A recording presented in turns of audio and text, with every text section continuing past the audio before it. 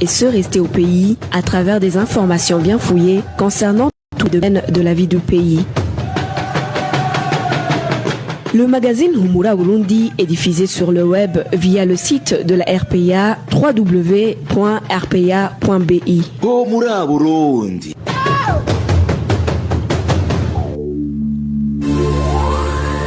À la présentation, Émile Nibasumba. Bonsoir et bienvenue dans le magazine Humura Burundi du 6 janvier 2021, dont voici les principaux titres. Le ministre de la Santé publique déclare 40 nouveaux cas de coronavirus détectés au Burundi. La population doit respecter les mesures barrières, a-t-il insisté. Et la route nationale numéro 5 est impraticable depuis ce matin. De fortes pluies d'hier ont coupé la communication entre Bujumbura et Cibitoke. Vous allez également le suivre au cours de cette édition. Et certains analystes se demandent pourquoi le président de la République du Burundi accuse de détournement de fonds l'entreprise Regideso, une entreprise qu'il a pourtant primée il y a moins d'un mois. C'est à suivre également au cours de cette édition réalisée au niveau technique par Steve Nyungeko et Fabrice Ndimurukundo. Tout de suite, le développement de ces titres. Débutons par la page réfugiés. Traque depuis lundi au camp des réfugiés burundais en Nduta, en Tanzanie. Des demandeurs d'asile considérés comme irréguliers dans ce camp. Ils se recrutent parmi les Burundais qui avaient été rapatriés mais qui, après la désillusion, ont repris le chemin de l'exil. Les détails avec Marie-Ange Irakoze. Depuis ce lundi, la police tanzanienne a déjà traqué 5 familles. 2 de ces familles habitaient dans la zone 8 et sont déjà rapatriées, comme l'indique notre source. 3 qui restent et qui ont passé la nuit au cachot de la police dans ce camp habitaient dans la zone 2. Parmi eux, il y a une femme enceinte. Selon toujours notre source, ceux qui vont être traqués seront incarcérés plus d'une année avant d'être rapatriés. Parmi ces réfugiés considérés comme irréguliers dans ce camp, il y a ceux qui avaient été rapatriés, mais qui, après la désillusion, ont repris le chemin de l'exil. Ils viennent d'y passer 7 mois. Ces Burundais ont été dénoncés par leurs frères burundais réfugiés dans le camp d'Onduta. Ils les surveillent et donnent des rapports à la police et cette dernière les arrête. Rappelons que ce ne sont pas les premiers qui soient rapatriés et qui reprennent le chemin de l'exil après et demandent à nouveau les statuts de réfugiés. En 2017, il s'est présenté le même cas. Parmi eux, il y a ceux qui ont pris la fuite vers d'autres pays et les autres enfin eu le statut de réfugiés. Notre source au camp d'Onduta dit qu'après avoir réglé le problème de ces irréguliers, la police a déjà dit qu'il sera le tour des réfugiés qui vivent dans ce camp et qui ne respectent pas les décisions prises par le gouvernement, à savoir cultiver à l'intérieur du camp. Retour au Burundi, 40 nouveaux cas de Covid-19 viennent d'être déclarés par le ministre de la Santé publique dans le pays. Dans une conférence de presse de ce matin, le ministre a dit qu'il s'agit des cas qui ont été prouvés à travers les examens analysés hier et avant-hier. Tade Ndikumana indique que des mesures barrières vont désormais être imposées dans des lieux publics. Les détails avec Walter Kwizer. Les 40 personnes testées positives à la Covid-19 au Burundi font partie d'un groupe de 284 personnes qui a été en contact avec 10 personnes testées positives lors de leur dépistage à leur sortie du pays. Selon le ministère de la Santé publique, Tade Ndikumana, c'est la toute première fois qu'un tel effectif des cas positifs s'observe dans le pays. En date du 4 janvier 2021, les équipes médicales du ministère de la Santé publique et de la lutte contre le sida ont identifié parmi les personnes qui venaient demander des certificats de test COVID-19 pour partir à l'étranger, 10 cas positifs au COVID-19. Les équipes d'intervention rapide ont été alertées pour commencer la recherche des cas contacts de ces dernières personnes. Parmi les 284 personnes ayant été en contact des 10 personnes testées positives, 30 personnes contacts sont devenues positives, ce qui porte à un nombre total de 40 cas positifs internes en 2 jours. Le ministère de la Santé interpelle la population à être vigilante pour se protéger contre cette pandémie en faisant le dépistage, surtout pour ceux qui ont été en contact direct avec les personnes testées positives. Le ministère de la Santé publique et de la lutte contre le sida demande à toute personne ayant été en contact avec un cas testé positif, même s'il ne présente aucun symptôme de COVID-19, d'aller se faire dépister dans un hôpital au plus proche parmi les hôpitaux de district de la mairie de Bujumbura. Il s'agit de Guizajabe, Kamenge et Ruziba et de s'astreindre à l'auto-quarantaine à la maison. Pour toutes ces personnes présentant les symptômes grippaux, de consulter la structure de soins la plus proche. De plus, le même ministère a fait savoir que désormais des sanctions vont être prises pour ceux qui ne respecteront pas les gestes barrières. Le ministère de la Santé publique et de la lutte contre le sida rappelle aux détenteurs des lieux de grands rassemblements, entre autres les bistrots, les cabarets, les marchés, les stades, les arrêts bus, les restaurants, les établissements scolaires et universitaires, les bureaux publics et privés, les églises ou tout autre lieu de rassemblement, de rendre disponibles des dispositifs de lavage de mains pour que la population qui entre et sorte de ces lieux puisse se laver les mains à l'eau propre et au savon. Le ministère de la Santé publique et de la lutte contre le sida sollicite l'administration et les agents de sécurité publique de faire respecter ces mesures dès le 7 janvier 2021 sur le territoire national. Rappelons que cela faisait plus de 2 semaines que le ministère de la Santé ne communiquait rien sur le nouveau cas de la COVID-19. Et comme nous parlons de lutte contre le coronavirus, les infirmiers qui opéraient sur certaines frontières du Burundi dans les provinces Cibitoke, Rumonge et Makamba réclament leur rémunération liée à cette lutte contre la COVID-19. Ces infirmiers indiquent qu'ils viennent de passer toute une année sans être payés. Les détails avec Clovis Nyonzima. Pendant une période d'une année, ces infirmiers qui travaillaient sur certains points d'entrée des provinces Cibitoke, Rumonge et Makamba indiquent qu'ils n'ont jamais été rémunérés. Lorsqu'ils ont saisi le ministère de la Santé, on leur avait signifié que leur rémunération de 6 mois à partir du mois de janvier était disponible avec la promesse de la toucher quelques jours plus tard. Mais la promesse n'est pas encore tenue. Nous avons réclamé auprès du ministère de la Santé. On nous a répondu que l'argent disponible était pour la période de janvier à juin seulement, avec la promesse que nous allions le toucher. On a aussi demandé de faire des rapports. Les médecins des districts en ont opposé des signatures, mais nous n'avons rien eu. Ces infirmiers signalent que leurs collègues viennent de toucher leur rémunération de 6 mois à partir du mois de juillet. Ils déplorent le fait qu'ils semblent avoir été oubliés.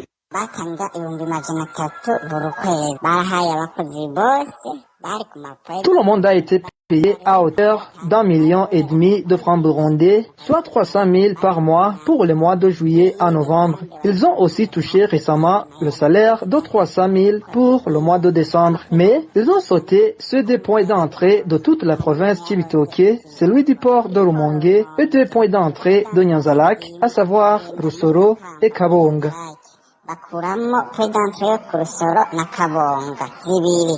Ces infirmiers qualifient ce comportement d'injuste et discriminatoire. Dans nos éditions ultérieures, nous vous parlons des magouilles qui ont caractérisé ce paiement de rémunération des agents de santé qui ont travaillé dans le secteur de la lutte contre la COVID-19. Au Burundi, comme partout dans le monde, vous nous suivez en direct sur la page Facebook de la RPA Ijwi Gyabanyagihugu. Vous nous suivez également sur notre compte Twitter. Tout de suite, nous parlons gouvernance. Les accusations du président de la République proférées contre les entreprises Regideso et Onatel entrent en contradiction avec les récentes actions de son gouvernement au moment où Évariste Ndayishimiye accuse le personnel de ces sociétés de détournement et d'être responsable de la faillite. La Regideso fait partie des 10 premiers contribuables décorés par le chef de l'État et l'OBR pour avoir facilité à l'État d'encaisser plus de 500 milliards de francs burundais de recettes annuelles. Plus de détails avec Trésor Nyongabo.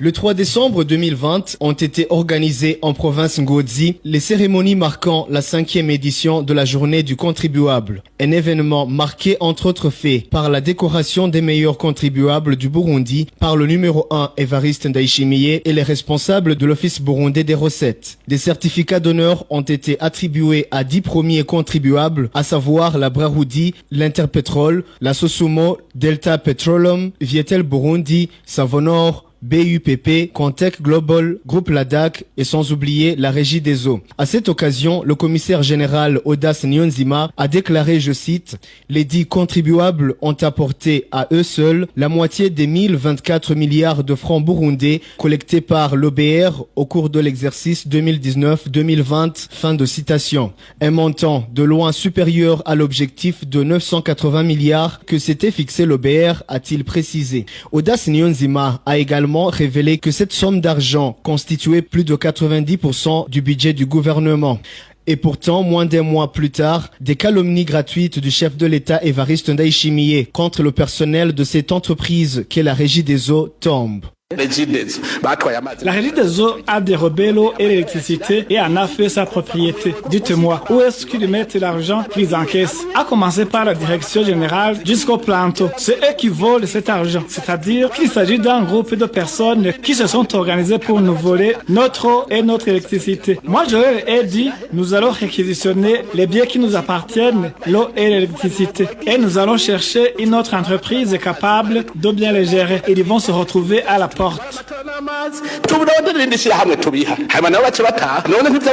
Selon des observateurs avisés dans le domaine de la macroéconomie au Burundi, une entreprise entachée de détournement et de faillite ne peut en aucun cas décrocher une si honorable décoration des mains du président de la République. Ils en déduisent alors que les propos et les actions du chef de l'État sont incompatibles. À leur avis, les accusations contre la Régie des eaux cacheraient des intentions malsaines, étant donné que le numéro 1 burundais doit tenir des allocutions bien fondées et minutieusement préparées. Toujours en page gouvernance, une autorité qui exige des contributions forcées à la population viole la Constitution. Réaction du secrétaire général du FOCODE, Maître Janvier Wigrimana, après les grognes des habitants de la commune Burambi. Les habitants qui sont révoltés par les contributions exigées par les administratifs, le commandant et les militaires du 112e bataillon situé en province Cibitoke. Pour ce défenseur des droits de l'homme, les autorités pointées du doigt devraient être punies conformément à la loi. Il s'agit de collectes qui violent de façon systématique la loi burundaise et plus particulièrement la Constitution de la République du Burundi. D'abord, l'article 70 alinéa 3 de la Constitution précise que tous les citoyens sont égaux devant les charges publiques, tandis que l'alinéa 4 de la même disposition nous apprend que l'État peut proclamer la solidarité de tous devant une calamité qui touche toute la nation. Et dans le cas d'espèce, les contributions qui ont été collectées, que ce soit par ce responsable militaire, que ce soit par certains administratifs, elles sont des contributions qui sortent du cadre légal et qui violent les dispositions constitutionnelles qu'on vient de citer. En plus, nous avons l'article 164, 5e de la Constitution, qui précise que les questions financières, y compris le budget de l'État, relèvent du domaine de la loi. C'est-à-dire que sans une loi qui a été régulièrement ratifié par les autorités compétentes, à savoir le Parlement, on ne peut pas constituer, on ne peut pas prélever d'autres ressources destinées à financer les actions de l'État sans qu'il y ait une loi qui précise les charges et les dépenses ainsi que les ressources qui doivent être effectuées par l'État. L'article 167 de la Constitution est clair davantage car il précise que la loi des finances détermine pour chaque année les ressources et les charges de l'État. Toutes ces dispositions, corroborées par d'autres dispositions particulières contenues dans différentes lois, nous apprennent clairement que les dépenses, y compris les recettes de l'État, ne peuvent être déterminées que par la loi. C'est-à-dire que toutes ces contributions, ce sont des contributions qui violent la loi. Il s'agit plutôt d'un vol organisé organisé et les autorités devraient se ressaisir pour faire cesser ces pratiques totalement illégales. Maître Janvier Bigirimana, le secrétaire général du Forum pour la conscience et le développement. Les contributions exigées par l'administration sont destinées à la construction du bureau provincial, tandis que celles collectées par le commandant du 112e bataillon sont destinées au ravitaillement des militaires qui effectuent des exercices militaires à l'extérieur du camp. Je vous rappelle que vous pouvez également recevoir le magazine Humura Burundi en nous envoyant un message sur notre WhatsApp. C'est le plus 49 151 294 16 348. Tout de suite, nous parlons environnement. Humura Burundi. La route Rugombo-Bujumbura ou encore RN5 a été endommagée par de fortes pluies tombées hier au niveau de la commune Rugombo de la province Cibitoke. Comme conséquence, la perturbation des activités quotidiennes dans cette localité concernée. Reportage signé Hervé Niyuhir. Cette pluie torrentielle qui s'est abattue sur différentes localités de la province Cibitoke a causé plusieurs dégâts. Les localités touchées sont entre autres la colline Rusiga de la commune Rugombo. Comme conséquence, la route nationale numéro 5, plus particulièrement le tronçon qui passe par la colline Nyamitanga, a été bloqué par des éboulements. Plusieurs maisons ont également été emportées, comme témoigne ce citoyen. Lorsque cette pluie est tombée au chef-lieu de la province Cibitoke, plusieurs dégâts ont été enregistrés sur la colline Rusiga, où 36 maisons ont été détruites. L'autre partie où l'on a enregistré des dégâts, c'est dans la commune Buganda, précisément au centre de la colline Nyamitanga. Une partie de la montagne s'est effondrée et les débris ont bloqué la route nationale numéro 5, c'est-à-dire la route Bujumbura-Cibitoke. Cette route n'est plus praticable depuis ce matin.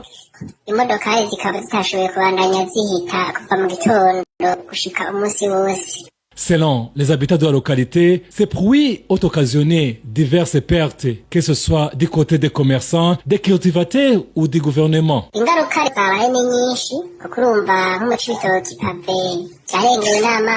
Les conséquences sont nombreuses car les pavés ont été débordés par de l'eau, les maisons ont été détruites et la ville de Bujumbura n'a pas été servie en produits fruitiers en provenance de Cibitoke. Les commerçants de ces fruits et agriculteurs enregistrent de manque à gagner, que ce soit pour les mangues, les oranges et les ananas, même les boissons appelées Rugombo, car toutes ces marchandises n'ont pas pu être acheminées vers Bujumbura. Tout ça fait que le gouvernement perd également en ce qui est des taxes. Pour le moment, cette population demande que les caniveaux soient débouchés.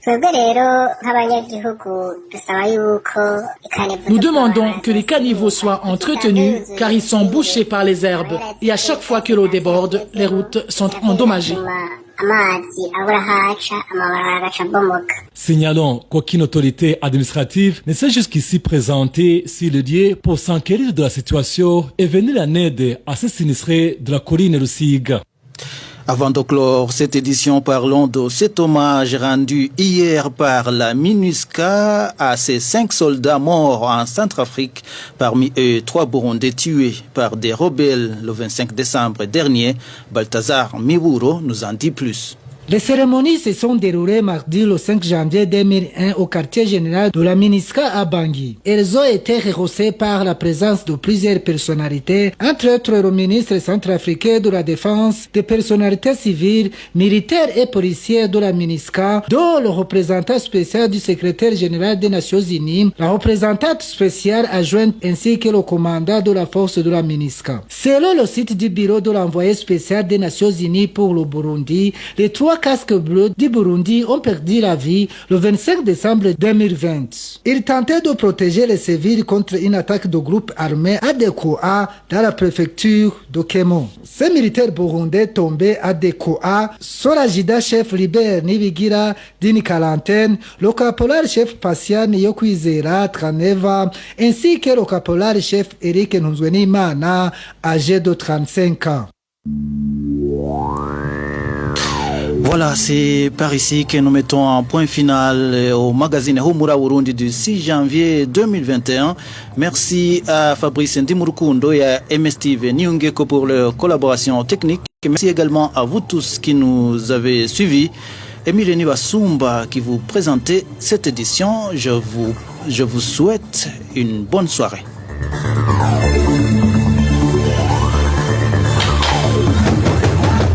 C'était le magazine Humura Burundi. Un magazine campant pour relier les Burundais en exil et ceux toujours au pays à travers une information de qualité. Bakira!